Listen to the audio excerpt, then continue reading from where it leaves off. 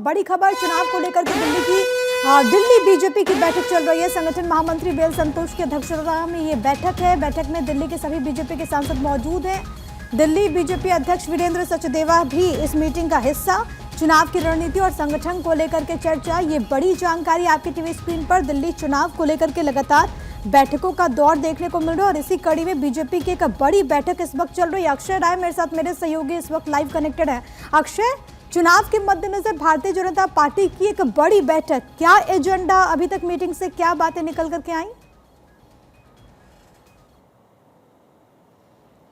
देखिए प्रिया, दिल्ली बीजेपी की बैठक ये बुलाई गई है और इस बैठक में जो तमाम क्षेत्रों में जो प्रभारी लगाए गए हैं, जो तमाम क्षेत्रों में बड़े बीजेपी नेताओं को ड्यूटी लगाई गई है, उनके साथ संवाद हो रहा है। और सबसे बड़ी बात ये रही है कि इस बैठक में दिल्ली प्रदेश अध्यक्ष वीरेंद्र सचदेवा के साथ साथ तमाम जो सांसद हैं वो भी बैठक में मौजूद हैं और तमाम जगहों से, चाहे हरियाणा हो, यूपी हो, उत्तराखंड हो, इसके अलावा राजस्थान और अन्य जगहों से बड़े बीजेपी नेताओं की ड्यूटी लगाई गई है ताकि हर विधानसभा क्षेत्र को पूरी तरह से अपने कंट्रोल में लिया जा सके, वहां से लोगों से संवाद किया जा सके। जिस तरह से बीजेपी ने नारा दिया है कि बदल कर रहेंगे, अब नहीं सहेंगे, और साफ तौर पर है इसकी कवायद अब बीजेपी ने शुरू कर दी है। इसके अंतर्गत तमाम जो यूपी सरकार में मंत्री हैं उनकी भी ड्यूटी यहाँ पर लगाई गई है। कपिल देव अग्रवाल जो यूपी सरकार में मंत्री हैं वो भी इस बैठक में शामिल है। इसके अलावा सतीश पूनिया जो कि कद्दावर नेता हैं बीजेपी राजस्थान के, उनको भी इस बैठक में शामिल किया गया है और तमाम जगहों से अन्य नेताओं को भी बुलाया गया है।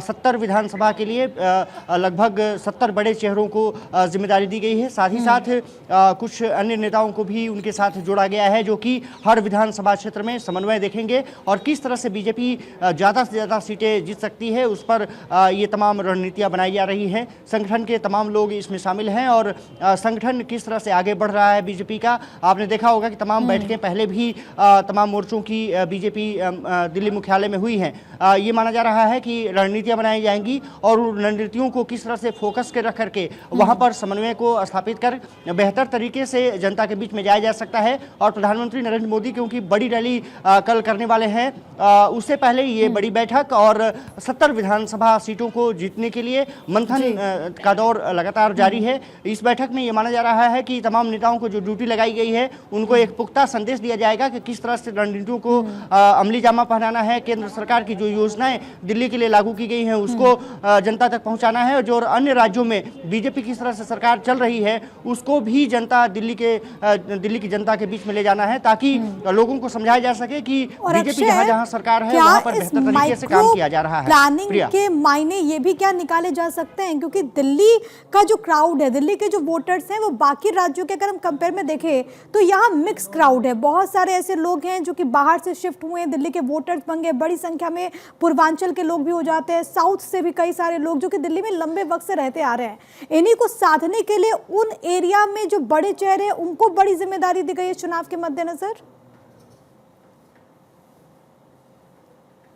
बिल्कुल आपने सही कहा, क्योंकि दिल्ली में अगर देखा जाए तो दिल्ली की जनता के साथ साथ जब अगर प्रवासी उत्तराखंड की बात करें, पूर्वांचली वोटर्स की बात करें, बिहार के वोटर्स की बात करें, वो यहाँ पर अच्छी खासी संख्या में रहते हैं और उसी के मद्देनज़र जो बीजेपी की लिस्ट जारी हुई है वहाँ भी उसका पुख्ता तौर पर संदेश देखा जा सकता है। और ये नेता क्योंकि स्थानीय लोगों से बेहतर तरीके से संवाद कर सकते हैं, चाहे राजस्थान की बात हो, हरियाणा की बात हो, उत्तर प्रदेश की बात हो, बिहार की बात हो, उत्तराखंड की बात हो, और इनकी अच्छी खासी संख्या है। अगर पूर्वांचली वोटर्स की बात करें और यहाँ पर देखा जाए तो लगभग 30 लाख के आसपास वोटर्स हैं और साथ ही साथ उत्तराखंड के आसपास 20 लाख वोटर्स की संख्या है। इसी तरह राजस्थान की अगर बात करें तो लगभग 30 से 40 लाख की वोटर संख्या बताई जाती है।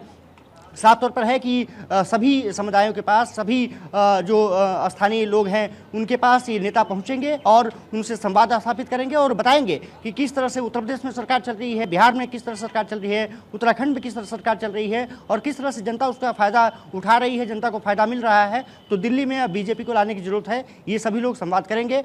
देखना ये दिलचस्प होगा कि जो ड्यूटी लगाई जाती है बैठक में क्या कुछ दिशा निर्देश प्राप्त करते हैं नेता बैठक के बाद निश्चित रूप से कुछ तस्वीरें और क्लियर हो जाएंगी। लेकिन कहा जा रहा है कि बीजेपी ने अब 70 सीटों पर पूरा मंथन शुरू कर दिया है और मंथन से अमृत निकालने की कोशिश बीजेपी की जारी है। जी प्रिया। बड़े मुद्दे अक्सर आपको क्या समझ में आ रहे हैं, क्योंकि हमने देखा कि दिल्ली के इस दंगल में जब बीते रोज प्रधानमंत्री नरेंद्र मोदी भी चुनावी जनसभा को संबोधित कर रहे थे, करप्शन का मुद्दा हो, शीश महल का मुद्दा हो, बहुत पुरजोर तरीके से उन्होंने उठाया और कहा जा रहा था कि एक नैरेटिव सेट करने की कोशिश भी हुई। आज अमित शाह भी इसको लेकर के हमलावर नजर आते हैं। क्या मुख्य बिंदु नजर आ रहा है जिसके इर्द गिर्द भारतीय जनता पार्टी का जो पूरा चुनावी कैंपेन है वो एक तरीके से दिल्ली में होने वाला है? दो सबसे ज़्यादा महत्वपूर्ण मुद्दे होंगे जो कि एक तो इस चुनाव में छाए रहेंगे। पहला कि अरविंद केजरीवाल सरकार और आतिश सरकार के जो करप्शंस हुए हैं वो एक केंद्र में रहेंगे।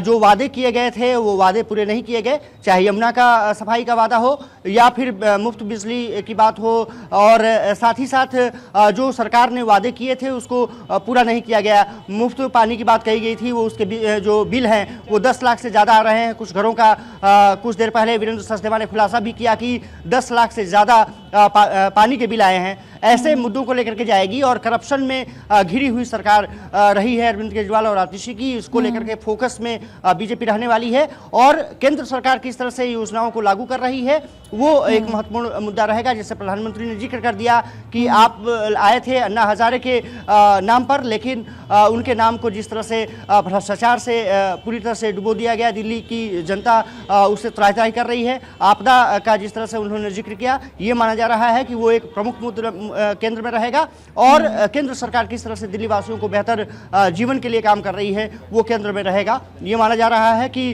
करप्शन बहुत बड़ा मुद्दा रहने वाला है जो कि यहाँ पर रहेगा। और दिल्ली का जो विकास है पिछले 10 साल में नहीं हुआ है, बीजेपी इसको फोकस में लेकर के चुनाव में आगे बढ़ने जा रही है। ये पुख्ता तौर पर माना जा रहा है।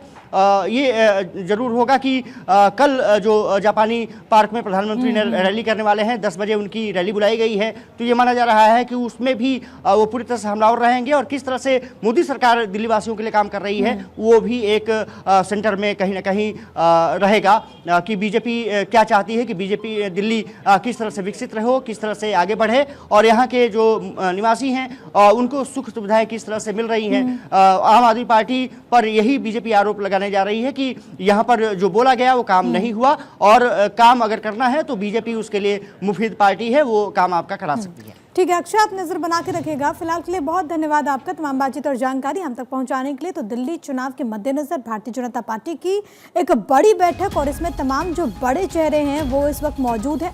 अक्षय जिस बात का जिक्र कर रहे थे कि चुनावी रणनीति को लेकर के यहाँ पर चर्चा हो रही है, बड़ी जिम्मेदारी और कैसे भारतीय जनता पार्टी को चुनावों में एज मिले, इसको लेकर के भी चर्चा। कपिल देव अग्रवाल क्योंकि वहां पर मौजूद है, इस पूरी मीटिंग में शामिल हो रहे हैं। ठीक पहले मेरे सहयोगी अक्षय राय ने उनसे बातचीत की थी, आपको एक बार सुनवा देते हैं। उत्तर प्रदेश सरकार में मंत्री कपिल देव अग्रवाल हमारे साथ मौजूद हैं। दिल्ली में ड्यूटी लगा दिया गया है। कपिल जी, एक तो ड्यूटी आप लोगों की लगाई गई है, बैठकें लगातार चल रही हैं, दिल्ली में क्या प्रोस्पेक्ट है? दिल्ली में अपार संभावना इस बार भारतीय जनता पार्टी की सरकार बनने की है, क्योंकि जनता ने श्री अरविंद केजरीवाल के चेहरे को, मोहरे को, उनके काम को, उनकी शैली को, उनके झूठ को जनता अच्छी तरह समझ चुकी है। गरीबों का जिस प्रकार उपहास केजरीवाल जी ने अपने प्रदेश के अंदर करने का काम किया, उनकी योजनाओं को ध्वस्त करके केंद्र की योजनाएं जो आदरणीय मोदी जी ने गरीबों के लिए शुरू की, उन सब, चाहे आयुष्मान का हो, चाहे कार्ड का हो, चाहे उनके लिए पक्के मकान का हो, उन सबको योजनाओं को रोकने का काम किया। गरीबों का माल खा करके शीश महल बनवाया। 500 करोड़ के घोटाले में, शराब घोटाले के अंदर लिप्त हैं। तो जनता सब जानती है, ये जनता है, ये सब जानती है और इस बार भारतीय जनता पार्टी जिताने का संकल्प है। प्रधानमंत्री जी ने कहा आपदा, उसको किस तरह से लेते हैं? और सबसे बड़ी बात यह है कि योगी का नारा हरियाणा में जिस तरह चला, महाराष्ट्र में चला, बटोगे तो कटोगे, ये यहाँ भी इम्पैक्ट डाल पाए? दोनों चीज़ें अलग अलग हैं, जहाँ की जैसी परिस्थितियाँ होती हैं, पर दिल्ली के अंदर हम सब लोग काम कर रहे हैं और दिल्ली के अंदर इस बार सरकार बनाएंगे आदरणीय प्रधानमंत्री मोदी जी के नेतृत्व में। दिल्ली में सरकार बने, इसे सब कार्यकर्ता काम कर रहे हैं। बहुत शुक्रिया। तो ये थे कपिल देव अग्रवाल। साफ तौर पर है कि बीजेपी बैठक करने जा रही है और बैठक में तमाम एजेंडे हैं। सबसे बड़ी बात ये रही है कि संगठन के साथ साथ तमाम प्रदेशों के जो बड़े चेहरे हैं उनको भी दिल्ली विधानसभा चुनाव में बीजेपी लगाने जा रही है। और आज की बैठक इसीलिए बुलाई है ताकि संगठन के साथ साथ तमाम लोगों के साथ समन्वय स्थापित किया जा सके और जो ड्यूटी में लगाए गए हैं उनके साथ संवाद करके किस तरह से जनता के बीच में जाना है उसका एक खाका तैयार किया जा सके।